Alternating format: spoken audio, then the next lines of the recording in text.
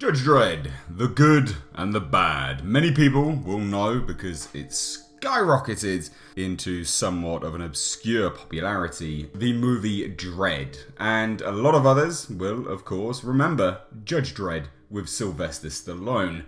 However, what a lot of people will not be aware of is that this actually stems from a comic, an extremely old one, about 40 plus years in fact. And as such, when Judge Dredd with Sylvester Stallone came out, it kind of pissed off a lot of people. And then we had what could be considered the saving grace in the form of 2012's Dredd with Karl Urban.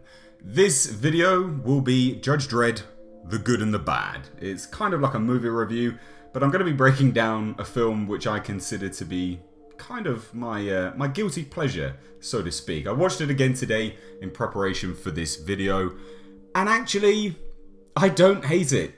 And I was prepared, fully prepared and ready. I was locked and loaded to go into this video being Mr. Hate Reviews today. I was going to really shit on this film. But I tell you what, it's actually not that bad. And I will kind of break down why. Now, to those comic purists, yeah, there's a lot to hate about this film. But actually there's an awful lot to like as well. So that's why I'm titling this video The Good and the Bad and kind of discussing it in that format. So the good things are actually, believe it or not, the effects really hold up.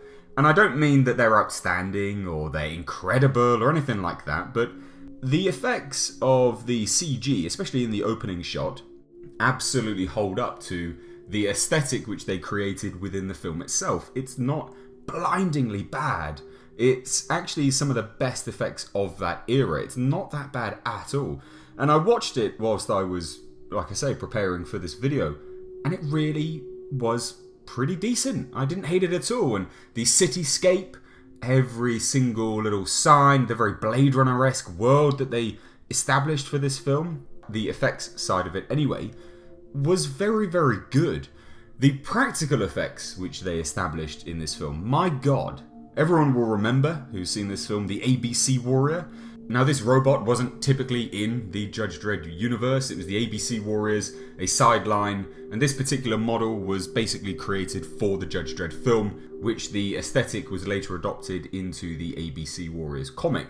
But it became Hammerstein, and that's kind of what it was based off, but that practical effect of that robot was bloody amazing. It really was, and you can't go back and watch that now and go, oh no, that was absolutely garbage, because it genuinely was a good effect. The motorbikes, the Lawmasters which they established, again, really quite good. The practical effects of this film, basically, plus the visual effects, were really solid. Very solid. Really just comic accurate, but managed to translate it, to a good level for a film. There are some bad things, though, in terms of its practical effects, or should I say the costumes, the helmets of Judge Dredd and the judges overall, garbage. The size of the judge name badges, garbage. The overall aesthetic, basically they're wearing like a one-piece Lycra outfit. It looks awful, like it really does not look good. But the shoulder pads, really quite decent. And again, as I'm talking about the practical effects, the Cursed Earth and the doorway out into the Cursed Earth, plus all of the weaponry along with the Angel Gang, really solid. Really quite solid, especially Mean Machine Angel. That was a fantastic piece of makeup effects work. Really fantastic, in fact. The people that did that need to get a pat on the back, because that was really quite comic accurate, and the overall portrayal of each character in this film, aside from Judge Dredd, was pretty damn good. Sylvester Stallone is a bit of a loose cannon in terms of hiring him to play Judge Dredd. I don't understand why he was. I assume really it was just to get the American audience and have some star power there.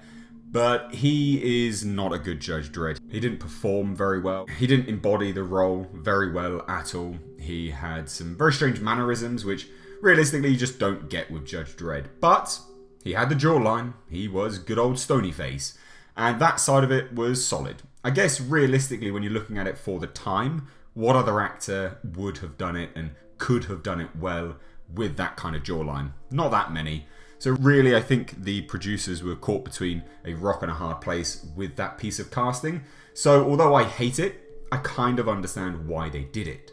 In terms of the comic accuracy of certain characters, I mentioned the Angel Gang in terms of their VFX and the makeup effects. Solid work there. They were a great addition. What this movie does very well is to take the comic world and put it in a live action setting. Although the movie on a whole, for me, is a guilty pleasure, they managed to really capture the world in a fantastic way.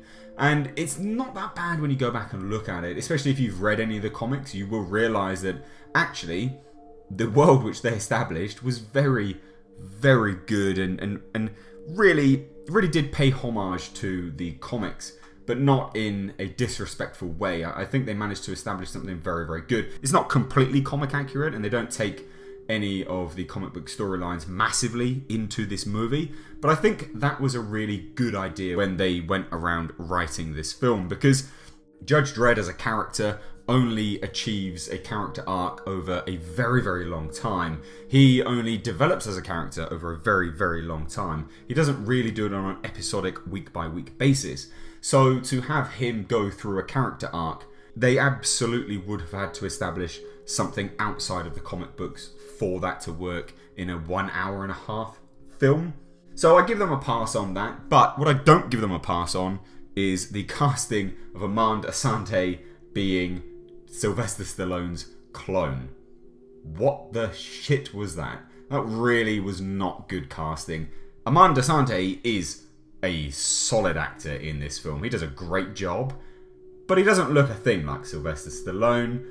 And it's great that they added Rico Dredd, but not good, because who are you going to get that looks like Sylvester Stallone? He looks like he's been beaten with a shovel. So it's just not going to work. You're not going to get anyone.